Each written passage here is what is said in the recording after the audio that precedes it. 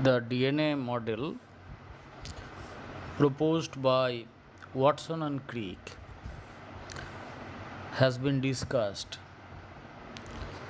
and this DNA is called the B form DNA or bDNA, that is commonly found in almost every organism,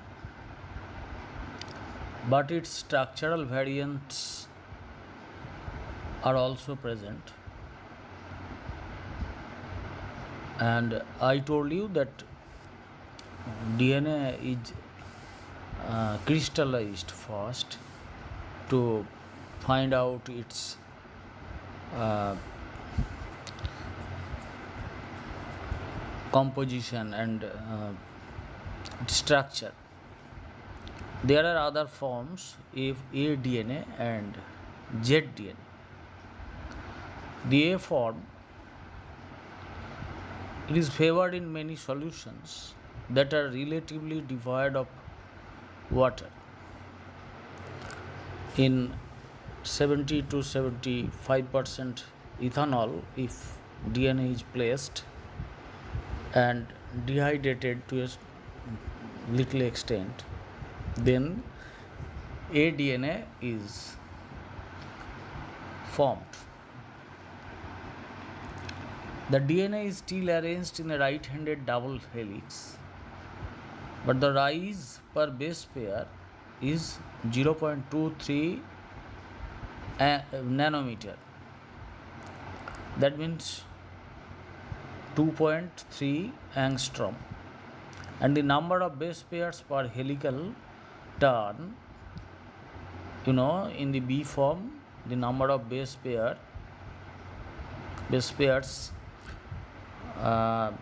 is 10. Actually it is 10.5. In a higher study you will find that it is 10.5.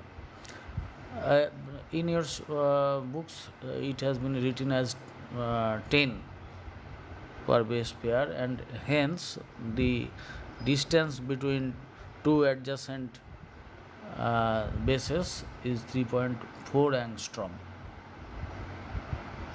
in bDNA. However, in aDNA,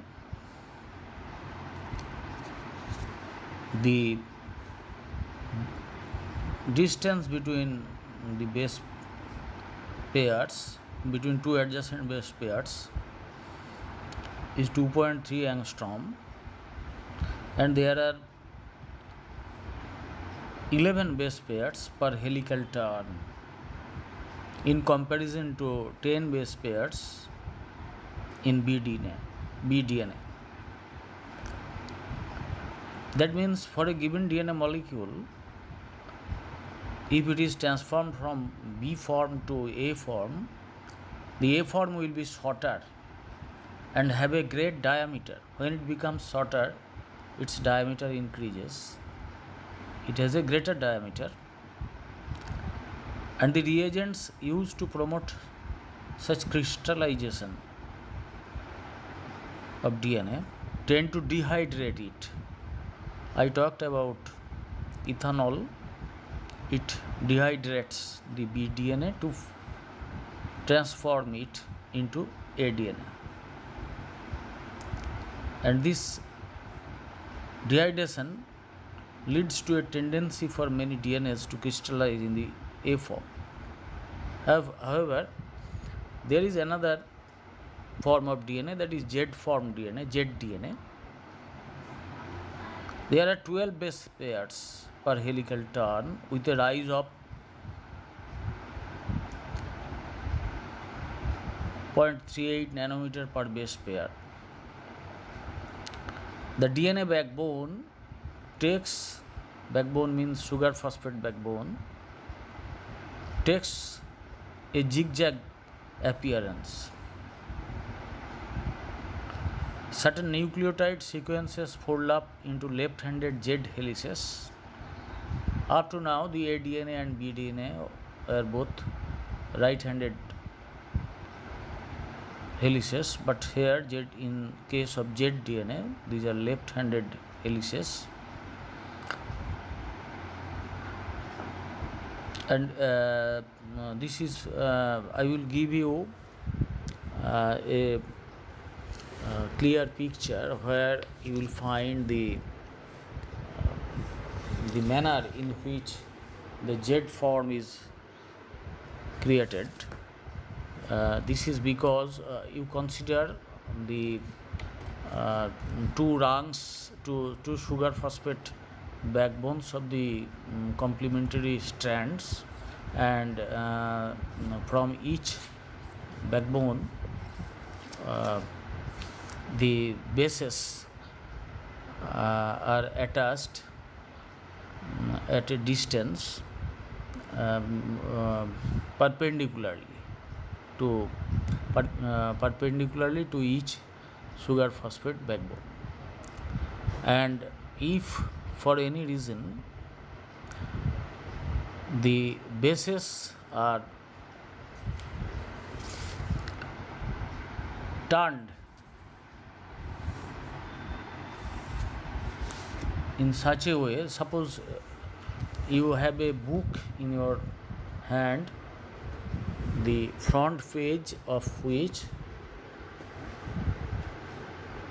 is you can look at the front page of the book.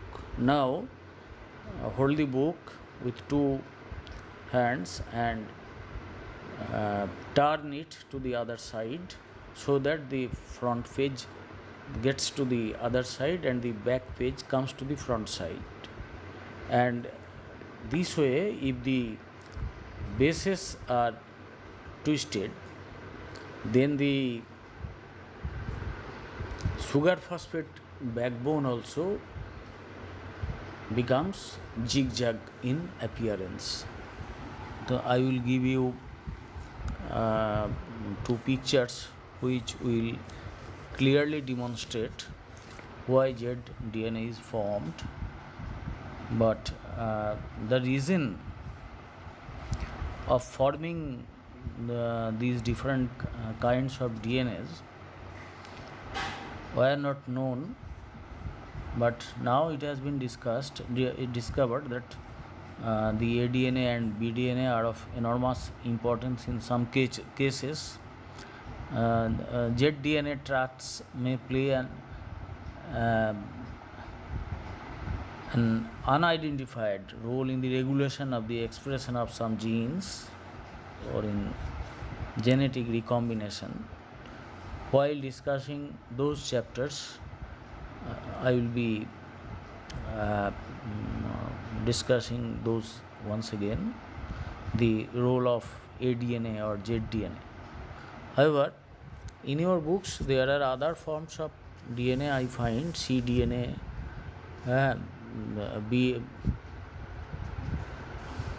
in presence of lithium ion, the bDNA at a relative humidity of 66% and in presence of lithium ion transforms into C-form DNA, and it is also a right-handed helix, but the helical diameter is 23.7 angstrom, and there are ddNA too, and different kind of nitrogen bases are attached to it. This is mentioned in your book.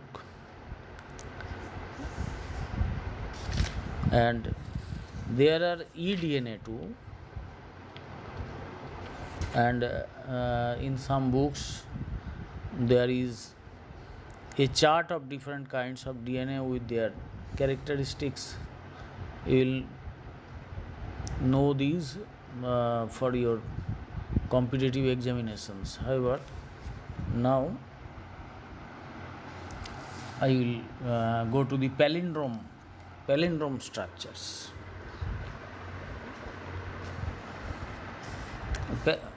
I am telling you two words. Nurses run. Nurses, nurse, you know, nurse who work in hospitals. Nurses run, run, run. Then you start two words from the end. Run, n, run. N is the last.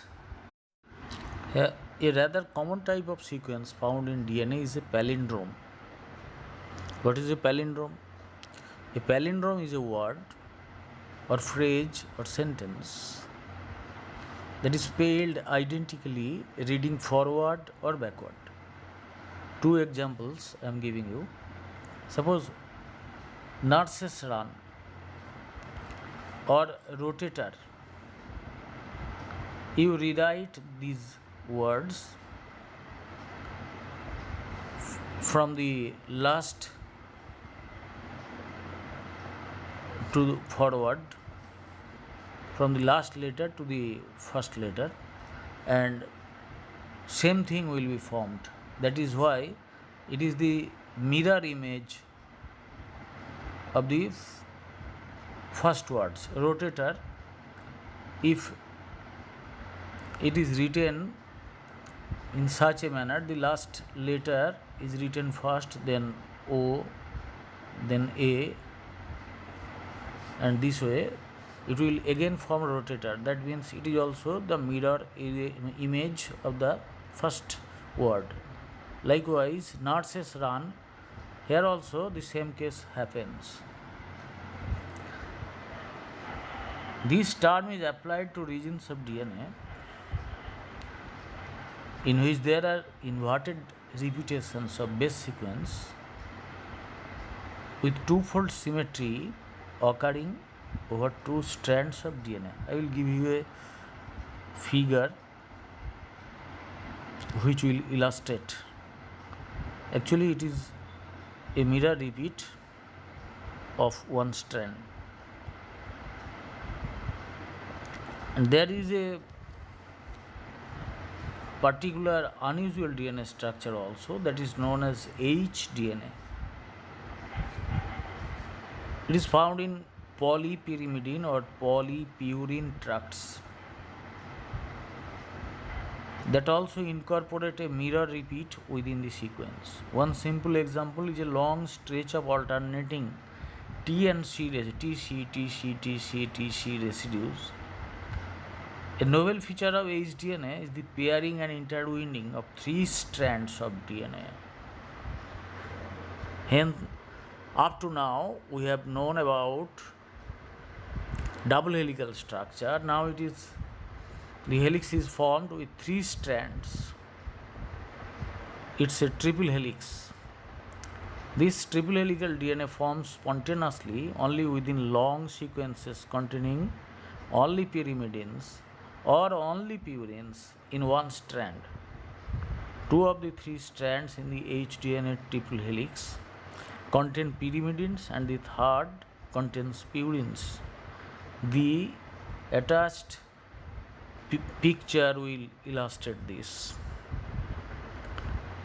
And you know that DNA is a double helix. It is its usual form. Now we get the H-DNA, which is a triple helix.